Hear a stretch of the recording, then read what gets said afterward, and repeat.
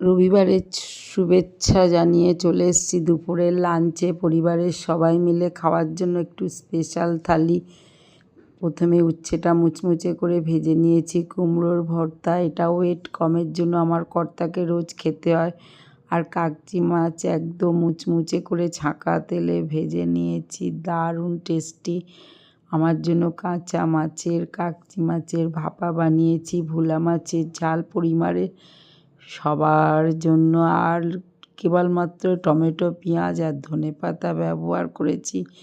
চিকেনটা কষা করে নিয়েছি আর কাঁচা লঙ্কা, কিন্তু থালিটা মাঝে মাঝেও ভুল হয়। দেখুন, সব কিছু দেওয়ার পরেও দেখলাম একটা রেসিপি বাদ হয়ে গেছে, পেঁয়াজকালি ভাজাটা, সুতরাং তুলে আবার কাঁচা লঙ্কা যোগ করলাম। মানুষ মাত্রই ভুল হয় এরকম। রবিবার জম্পেশ করে খাওয়া দাওয়া হলে রাতের খাবারের আর ইচ্ছাটাই থাকে না। যাই হোক, শুভ দুপুরের শুভেচ্ছা, সবাই সঙ্গে থাকুন, ভালো থাকুন। কেমন হলো জানাবেন।